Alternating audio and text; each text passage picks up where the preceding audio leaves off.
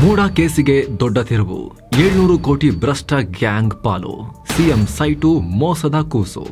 ನಮಸ್ಕಾರ ಸ್ನೇಹಿತರೆ, ಕಳೆದ 6-7 ತಿಂಗಳಿಂದ ರಾಷ್ಟ್ರ ಮಟ್ಟದಲ್ಲಿ ಸುದ್ದಿಯಾಗ್ತಿರೋ ಮೂಡಾ ಕೇಸ್ಗೆ ಸಂಬಂಧಪಟ್ಟಂತೆ ಬೆಚ್ಚಿ ಬೀಳಿಸೋ ಅಂಶಗಳು ಗೊತ್ತಾಗಿವೆ.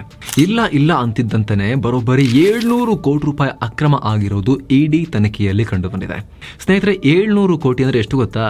ಪ್ಯಾಸಿಫಿಕ್ ಸಾಗರದಲ್ಲಿ ಟುವಾಲು ಅನ್ನೋ ಒಂದು ಕಂಟ್ರಿ ಇದೆ. ಇದರ ಒಟ್ಟು GDP 504 ಕೋಟಿ ರೂಪಾಯಿ.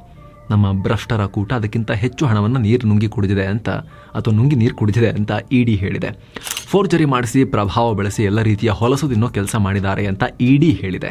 ಹಾಗಿದ್ರೆ ಇಡಿ ತನಿಖೆಯಲ್ಲಿ ಗೊತ್ತಾಗಿರೋ ಅಂಶಗಳೇನು? ಸಿಎಂ ಸಿದ್ದರಾಮಯ್ಯ ಅವರಿಗೂ ಇದು ಯಾವ ರೀತಿ ಸಂಕಟ ತರುತ್ತೆ?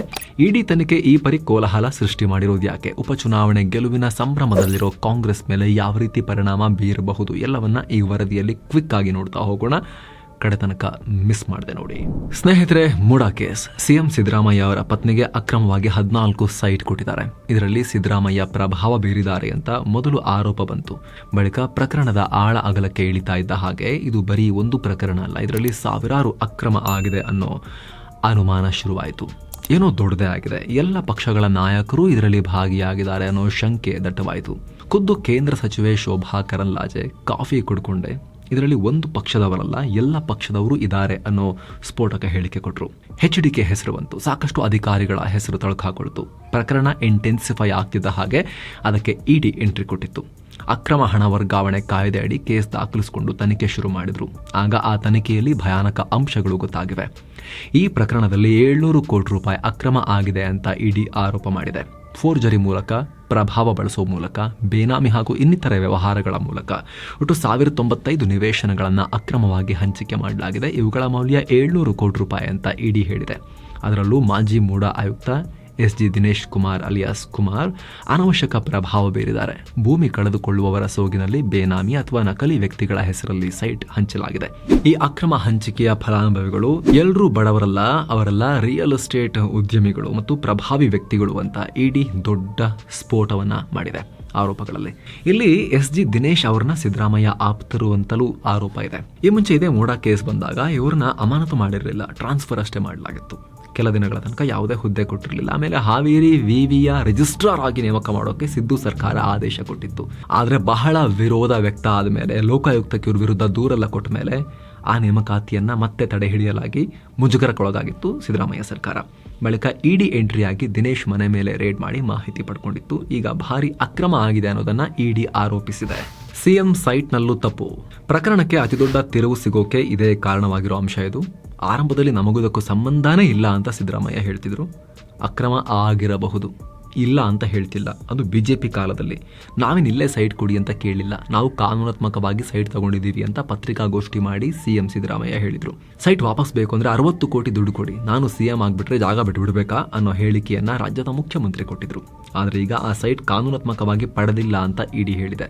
ಸಿಎಂ ಪತ್ನಿಗೆ ಸೈಟ್ ಹಂಚಿರೋದ್ರಲ್ಲಿ ನಿಯಮ ಮೀರಿರುವುದಕ್ಕೆ ಸಾಕ್ಷ್ಯ ಇದೆ. ಕಚೇರಿ ಕಾರ್ಯವಿಧಾನಗಳ ಉಲ್ಲಂಘನೆ ಆಗಿರುವುದು ಕಂಡು ಬಂದಿದೆ. ಕೆಲ ವ್ಯಕ್ತಿಗಳ ಪರವಾಗಿ ಲಾಬಿ ನಡೆಸಲಾಗಿದೆ, ಪ್ರಭಾವ ಬಳಸಲಾಗಿದೆ. ಫೋರ್ಜರಿ ಸಹಿಗಳ ಸಾಕ್ಷ್ಯಗಳು ನಮ್ಮ ತನಿಖೆ ವೇಳೆ ಪತ್ತೆಯಾಗಿವೆ. ಪಾರ್ವತಿಯವರಿಗೆ ನಿವೇಶನ ಸಿಕ್ಕಾಗ ಅವರ ಪುತ್ರ ಯತೀಂದ್ರ ಮೂಡಾ ಮಂಡಳಿಯಲ್ಲಿದ್ದರು. ಪತಿ ಸಿದ್ದರಾಮಯ್ಯ ವಿಪಕ್ಷ ನಾಯಕರಾಗಿದ್ದರು. ಮೂಡಾದಿಂದ ಕೆಲವೊಂದು ನಿರ್ಮಾಣ ಕಾಮಗಾರಿ ನಡೆಸ್ತಾ ಇದ್ದ ಜಾಗವನ್ನೇ ಸಿದ್ದರಾಮಯ್ಯ ಭಾಮೈದ ಮಲ್ಲಿಕಾರ್ಜುನ ಖರೀದಿ ಮಾಡಿದ್ದಾರೆ. ಕೃಷಿ ಜಮೀನು ಅಂತ ತೋರಿಸಿ ಜಾಗ ತಗೊಂಡಿದ್ದಾರೆ.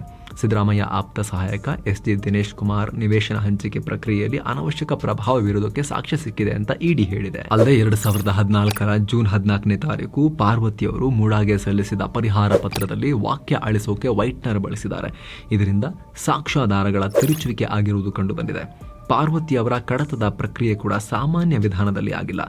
ಆ ಕಾರ್ಯವಿಧಾನವನ್ನ ಉಲ್ಲಂಘನೆ ಮಾಡಲಾಗಿದೆ. ಆಗಿನ ಮೂಡಾ ಆಯುಕ್ತರು ಅಂದ್ರೆ TB ನಟೇಶ್ ಸ್ವತಃ ಸೈಟ್ಗಳನ್ನು ಆಯ್ಕೆ ಮಾಡಿ ಹಂಚಿದ್ದಾರೆ. ಸಾಮಾನ್ಯವಾಗಿ ನಿವೇಶನ ಹಂಚಿಕೆಯ ಪ್ರಸ್ತಾವನೆಯನ್ನ ನಿವೇಶನ ಹಂಚಿಕೆ ವಿಭಾಗ ಮಾಡಬೇಕು. ಆದರೆ ನಟೇಶ್ ಈ ನಿಯಮವನ್ನ ಗಾಳಿಗೆ ತೂರಿದ್ದಾರೆ. ಸ್ವ ಇಚ್ಛೆಯಿಂದ ಸೈಟ್ ಹಂಚಿದ್ದಾರೆ. ಇದು ಪಕ್ಷಪಾತ ಅನ್ನೋದನ್ನ ಸೂಚಿಸ್ತಾ ಇದೆ ಅಂತ ಇಡಿ ಆರೋಪಿಸಿದೆ. ಈ ಮಾಹಿತಿಯನ್ನ ಲೋಕಾಯುಕ್ತ ಇಲಾಖೆಗೆ ಇಡಿ ಕೊಟ್ಟಿದೆ. ಇವ್ರಿಗೆ ಯಾಕೆ ಅಂದ್ರೆ ಸದ್ಯ ಈ ಪ್ರಕರಣವನ್ನ ಲೋಕಾಯುಕ್ತ ಕೂಡ ತನಿಖೆ ಮಾಡ್ತಾ ಇದೆ. ಸೊ ಇಬ್ರು ತಮಗೆ ಬೇಕಾದ ಮಾಹಿತಿಯನ್ನು ಒಬ್ರಿಗೊಬ್ರು ಕೊಟ್ಕೊಳ್ತಾ ಇದ್ದಾರೆ. ಹೀಗಾಗಿ ಈ ವಿಚಾರಗಳೆಲ್ಲವೂ ಬಯಲಾಗಿದೆ. ರಾತ್ರೋರಾತ್ರಿ ರದ್ದು. ಈ 1095 ಸೈಟುಗಳನ್ನು ಅಕ್ರಮವಾಗಿ ಹಂಚಿಕೆ ಮಾಡಲಾಗಿದೆ ಅನ್ನೋ ಇಡಿ ಆರೋಪದಲ್ಲಿ ದಟ್ಟಗಳ್ಳಿಯ 48 ನಿವೇಶನಗಳು ಸೇರಿದ್ವು. ಈಗ ನಗರಾಭಿವೃದ್ಧಿ ಇಲಾಖೆ ಈ 48 ನಿವೇಶನಗಳ ಹಂಚಿಕೆ ರದ್ದು ಮಾಡಿದೆ. ಮೈಸೂರು ನಗರಾಭಿವೃದ್ಧಿ ಪ್ರಾಧಿಕಾರದ ಆಯುಕ್ತ ರಘುನಂದನ್ ಆದೇಶ ಹೊರಡಿಸಿದ್ದಾರೆ. ಅಂದಹಾಗೆ 48 ಸೈಟ್ಗಳು ಕೋಟ್ಯಂತರ ಬೆಲೆ ಬಾಳ್ತವೆ, ಆದರೆ 5-6 ಲಕ್ಷಕ್ಕೆ ಹಂಚಿದ್ರು ಅನ್ನೋ ಆರೋಪ ಇದೆ.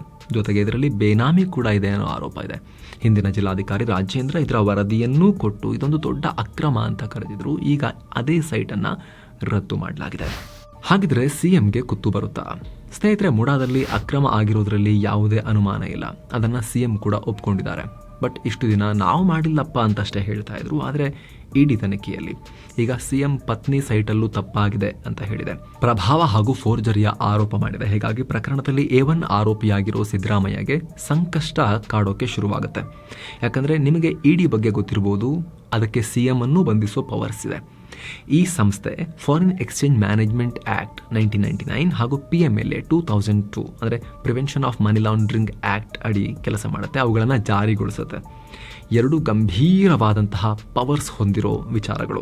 ಈ ಪೈಕಿ ಮೂಡ ಕೇಸ್ನಲ್ಲಿರೋದು PMLA ಕೇಸ್. ಇದರಡಿಯಲ್ಲಿ ರಾಜಕಾರಣಿಗಳನ್ನು ಅಂದ್ರೆ ಸಿಎಂ ಅನ್ನ ಕೂಡ ಬಂಧಿಸಿ ಕಸ್ಟಡಿಗೆ ತಗೊಳ್ಳೋ ಪವರ್ಸ್ ಇದೆ. ಸಾಂವಿಧಾನಿಕವಾಗಿ ಭಾರತದ ರಾಷ್ಟ್ರಪತಿಗಳು ಮತ್ತು ರಾಜ್ಯ ಹಾಗೂ ಕೇಂದ್ರಾಡಳಿತ ಪ್ರದೇಶಗಳ ಗವರ್ನರ್ಗಳಿಗೆ ಮಾತ್ರ ಅವರ ಅಧಿಕಾರದಲ್ಲಿರೋ ತನಕ ತನಿಖಾ ಸಂಸ್ಥೆ ಅರೆಸ್ಟ್ ಮಾಡೋ ಹಾಗಿಲ್ಲ. ಅವರಿಗೆ ಸಿವಿಲ್ ಮತ್ತು ಕ್ರಿಮಿನಲ್ ಮೊಕದ್ದಮೆಗಳಿಂದ ವಿನಾಯಿತಿ ಇದೆ. ಸಂವಿಧಾನದ 361ನೇ ವಿಧಿ ಪ್ರಕಾರ ಇವರು ತಾವು ಮಾಡಿರೋ ಕೃತ್ಯಕ್ಕೆ ನ್ಯಾಯಾಲಯಕ್ಕೆ ಜವಾಬ್ದಾರರಾಗಿರಬೇಕಾಗಿಲ್ಲ. ಆದರೆ ಕಾನೂನಿನ ಭಾಗವಾಗಿರೋ ಮುಖ್ಯಮಂತ್ರಿ ಮತ್ತು ಇತರ ಮಂತ್ರಿಗಳಿಗೆ ಅನ್ವಯ ಆಗಲ್ಲ. ಕೇಜ್ರಿವಾಲ್ರನ್ನ ಹೊತ್ಕೊಂಡು ಹೋಗಿಲ್ವಾ? ತನಿಖಾ ಸಂಸ್ಥೆಗಳು ಬಂಧಿಸಬಹುದು.